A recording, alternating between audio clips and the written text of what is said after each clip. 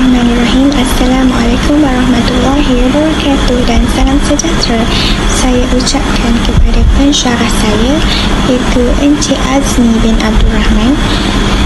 Saya Nur Ain Natasha binti Kamal Zaman dari Seksyen 11 yang memegang kod metrik KBJ 210810419.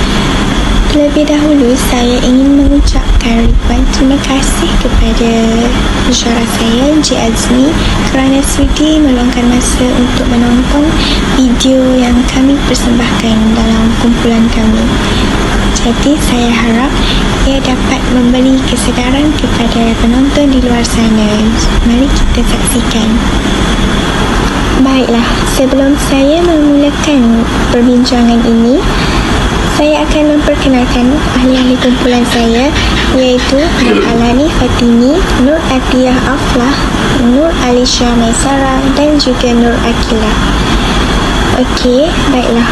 Pertama sekali, saya akan memberikan maklumat secara ringkas berkaitan dengan persoalan yang kumpulan kami pilih, iaitu ia berkaitan dengan obesiti kanak-kanak. Menurut Kamus Dewan Bahasa dan Pustaka edisi keempat 2007, obesiti berlaku akibat daripada pengumpulan lemak berlebihan di bahagian tubuh badan sehingga menyebabkan pertambahan berat badan yang tidak normal untuk sesuatu peringkat umur, jantina dan ketinggian. Penyakit obesiti merupakan penyakit kronik yang boleh menyebabkan pelbagai penyakit. Pada masa kini, obesiti bukanlah sesuatu yang baru dalam masyarakat kita. Dalam senario rakyat Malaysia, obesiti meningkat dari tahun ke tahun. Obesiti di kalangan kanak-kanak merupakan satu masalah kesihatan yang agak serius di Malaysia. Kekerapan terjadinya masalah obesiti di kalangan kanak-kanak adalah sangat membimbangkan kepada ibu bapa dan masyarakat untuk tempoh sedekat. Di seluruh dunia, terdapat seramai 22 juta kanak-kanak di bawah umur 5 tahun adalah mengalami berat badan secara berlebihan. Obesiti dalam kalangan kanak-kanak merupakan masalah kesihatan awam di Malaysia yang perlu ditangani dengan segera.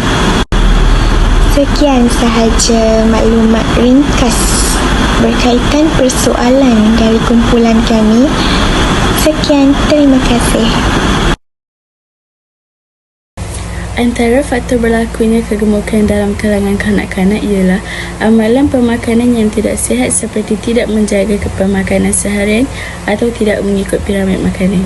Hal ini dikatakan demikian kerana golongan kanak-kanak yang gemar makan makanan yang berkarbohidrat tinggi, lemak yang berlebihan dan berminyak. Secara tidak langsung, situasi ini banyak memberikan impak negatif.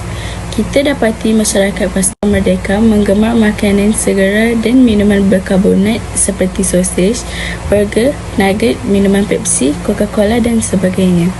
Mereka kurang makan sayur-sayuran dan buah-buahan serta minum air putih. Sebenarnya, makanan segera mengandungi kalori dan lemak yang tinggi. Minuman bergas juga mengandungi kandungan gula yang tinggi. Selain itu, lingkungan atau persekitaran individu itu sendiri juga merupakan salah satu punca obesiti dalam kalangan kanak-kanak. Hal ini dikatakan demikian kerana sesetengah ibu bapa menganggap bahawa obesiti bukanlah satu masalah yang besar kepada anak-anak, terutama kepada masih kecil. Bagi mereka, kanak-kanak yang berbadan montel dan berisi telah disukai ramai. Kanak-kanak ini kelihatan lebih menarik dan comel. Dengan ini, sesiapa yang melihatnya pasti berasa bangga jika mempunyai bayi atau anak-anak yang masih kecil itu berbadan montel. Malah, sesetengah ibu bapa atau masyarakat berpendapat obesiti dianggap sebagai simbol kebahagiaan, keindahan atau kemakmuran terutama kepada bayi atau anak-anak yang masih kecil itu. Namun, mereka terlupa bahawa jika kanak-kanak ini dibiarkan tanpa memberikan perhatian kepada pertambahan berat badannya akan menyebabkan mereka mengalami obesiti. Di samping itu, sikap malas melakukan aktiviti fizikal dalam kalangan kanak-kanak. Golongan kanak-kanak dan golongan ibu bapa sering sibuk dalam pekerjaan dan tekunan untuk mencari rezeki bagi menjara kehidupan keluarga masing-masing. Persoalannya, apakah alasan para kanak-kanak tidak mempunyai masa untuk melakukan aktiviti fizikal? Kanak-kanak kini bukanlah sibuk tetapi malas untuk melakukan aktiviti fizikal. Mereka kurang melibatkan diri dalam aktiviti yang memerlukan pergerakan anggota badan. Hal ini dikatakan demikian kerana remaja kini taksub dengan kemudahan teknologi seperti telefon pintar, komputer dan televisyen. Contohnya, terdapat sesetengah kanak-kanak tidak boleh berenggang dengan telefon pintar. Mereka telah ketagih dengan penggunaan telefon bimbit serta sosial media. Orang dewasa yang obes harus mengurangkan berat badan. Kanak-kanak obes pula perlu mengekalkan berat sepanjang pembesaran seperti berat kekal semasa tinggi yang sedang bertambah. Ini boleh memperbaiki semula kesihatan kanak-kanak obes supaya mereka boleh melakukan aktiviti harian mereka tanpa mengalami masalah yang menyebabkan mereka berasa malas untuk melakukan aktiviti harian mereka. Selain itu, masalah kesihatan berkaitan dengan obes boleh dikurangkan dengan tabiat makan makanan yang sihat dan seimbang. Seterusnya, kanak-kanak haruslah terbiasa dengan melakukan senaman yang kerap dan ringan sahaja supaya lemak yang terkandung dalam badan kanak-kanak akan terhakis sedikit demi sedikit.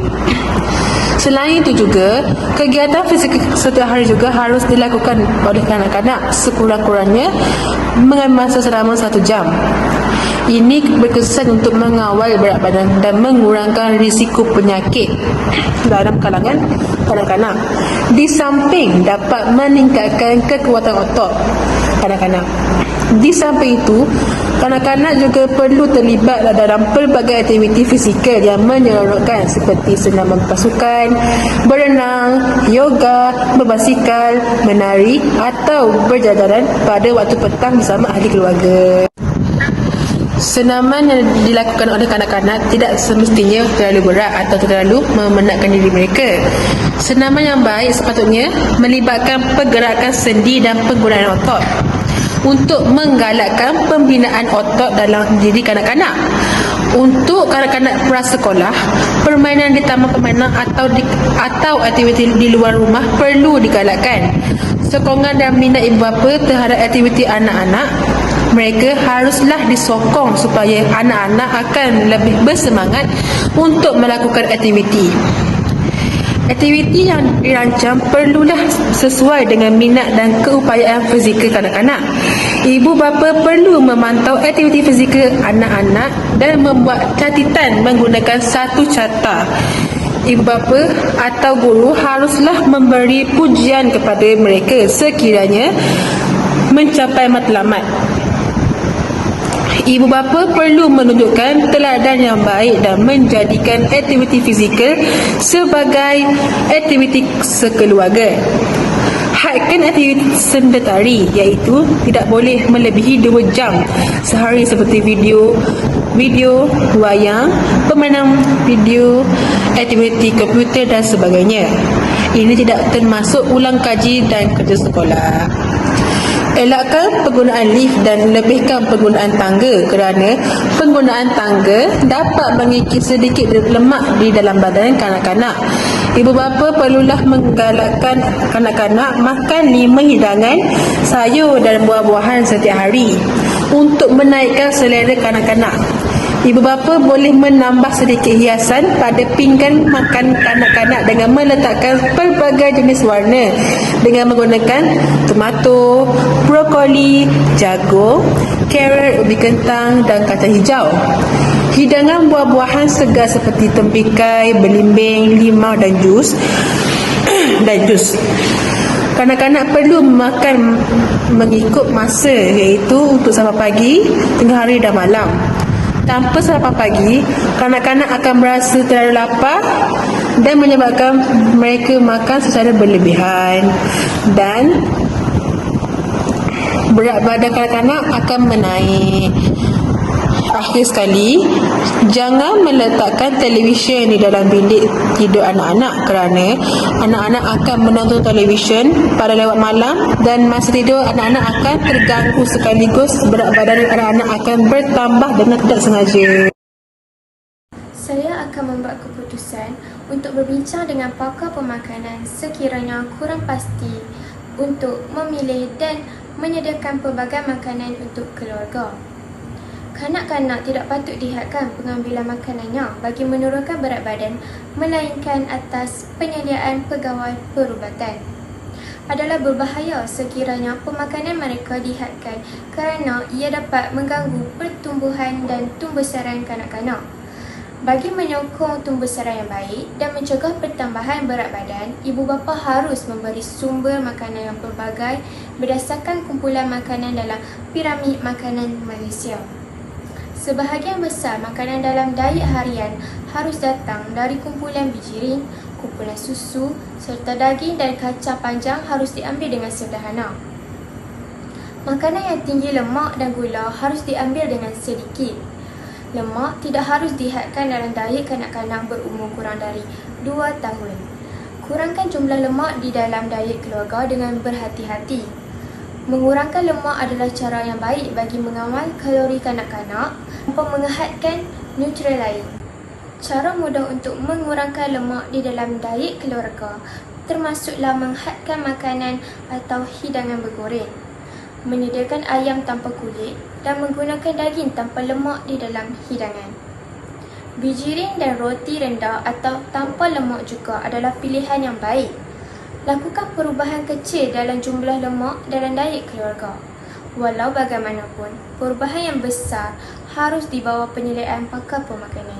Dari umur 2 tahun sehingga 5 tahun, kanak-kanak harus mengamalkan diet yang mengandungi tidak lebih 30% kalori daripada lemak. Makanan yang mengandungi lemak, garam dan gula harus dimakan dengan sederhana. Sediakan pelbagai pilihan makanan di rumah. Ini akan membantu kanak-kanak belajar bagaimana membuat pilihan yang sihat. Selain itu, merancang waktu snack dengan memakan snack secara berterusan boleh menyebabkan makan secara berlebihan. Walau bagaimanapun, snack yang berjadual boleh dijadikan sebahagian daripada diet yang berkhasiat tanpa mengganggu selera makan anak. Sediakan snack yang berkhasiat tanpa menghadkan snack seperti kentang goreng atau biskut sekali-sekala. Seterusnya, pastikan makanan yang dimakan di luar rumah adalah sihat. Sediakan bekalan sekolah yang pelbagai pilihan. Pilih hidangan yang sihat dan berkhasiat ketika makan di restoran. Akhir sekali, tunjukkan teladan yang baik kepada kanak-kanak dengan pelbagai pilihan makanan yang berkhasiat. Dengan menjadi lebih aktif, dapat mengajar kanak-kanak gaya hidup yang sihat yang mereka boleh contohi sepanjang hayat. Kanak-kanak akan belajar dengan lebih cepat dan baik melalui teladan. Kesimpulannya, ingin saya tegaskan bahawa obesiti memang mendatangkan banyak keburukan seperti terdedah kepada penyakit kronik, mengalami masalah membataskan pergerakan fizikal dan sosial. Kita sebagai ibu bapa haruslah mencegah penyakit yang bakal timbul akibat keobesan generasi masa kini dengan menerapkan amalan pemakanan hidup sihat dan kebudayaan sihat. Kita hendaklah mengawal pemakanan kanak-kanak yang berlebihan, antara contohnya menggalakkan kanak-kanak aspek piramid makanan kerana dapat menyihatkan tubuh badan kanak-kanak sepanjang hari. Kanak-kanak yang mengambil protein berlebihan antaranya ayam, daging akan meningkatkan berat badan. Kesannya akan kurang aktif dalam sukan dan kurang bertenaga. Ibu bapa haruslah membawa kanak-kanak pergi bersenam di taman permainan untuk membuang peluh dalam badan mereka. Seterusnya, kita haruslah berpegang kepada falsafah peribahasa iaitu mencegah lebih baik mengubati untuk memastikan kehidupan yang sihat dan terjamin masa hadapan. Sebagai ibu bapa yang bertanggungjawab terhadap masa depan anak-anak yang menjadi tonggak kepimpinan negara pada masa hadapan, ibu bapa haruslah mengambil berat tentang anak-anak menjaga pemakanan dengan teliti. Di samping itu, ibu bapa haruslah menyediakan makanan yang berkhasiat dan seimbang untuk kanak-kanak.